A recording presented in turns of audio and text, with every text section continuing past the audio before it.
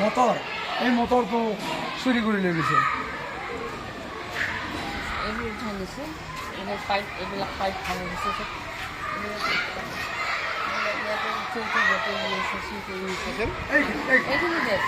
এইখিনি দেচোন আৰু এইবিলাক বস্তু আমি মটৰটোৰ ওপৰত ঢাকনি দি থৈছোঁ।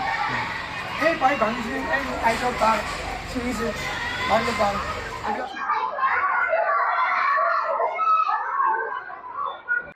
এই আমাৰ বিদ্যালয়খন মানে চোৰৰ টাৰ্গেট হৈ পৰিছে। আজি এটা কালি এটা ধাৰাবাহিকভাৱে হৈয়ে আছে। তাৰমানে আজিও যেনেকৈ ফিল্টাৰটো নিলে তাৰ আগতেও আমাৰ স্কুলৰ বেলটো নিছে, ঘণ্টাৰ বেলটো। তাৰপিছতে শিক্ষণ সঁজুলি যিবিলাক আমি ছাত্ৰ ছাত্ৰীক লৈ শিকাওঁ, এইবিলাক চৰকাৰৰ তৰফৰ পৰা দিয়া হৈছিলে, সেইবোৰো বহুদিনৰ আগতে চুৰ কৰি লৈ গ'ল।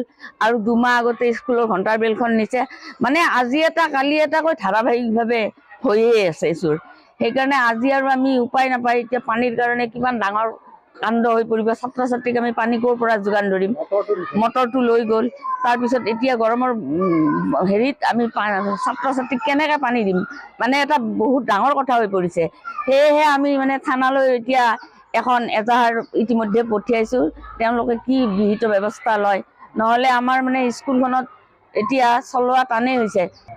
আমাৰ এইখন বিদ্যালয় ঐতিহ্যমণ্ডিত বিদ্যালয়, কিন্তু এই বিদ্যালয়খনত আজি আমি আহি দেখোঁ যে কাৰেণ্টৰ তাৰ ছিঙি পানীৰ পাইপ কাটি আমাৰ পানী উঠোৱা যিটো মটৰ, এই মটৰটো চুৰি কৰি লৈ গ'ল। কোনে নিলে আমি নাজানো। ইয়াৰ আগতো আমাৰ বিদ্যালয়ৰ মধ্যাহ্ন ভোজনৰ থাল, ল'ৰা ছোৱালীৰ যি পাত্ৰত আমি দিওঁ, যি থালত দিওঁ, সেই থালবিলাক, স্কুলৰ আচবাব বস্তু, ঘণ্টা, পানী ফিল্টাৰ ইত্যাদি কৰি, শিক্ষণ সঁজুলি ইত্যাদি কৰি বস্তুবিলাক মাজে সময়ে চুৰি হৈয়ে আছে।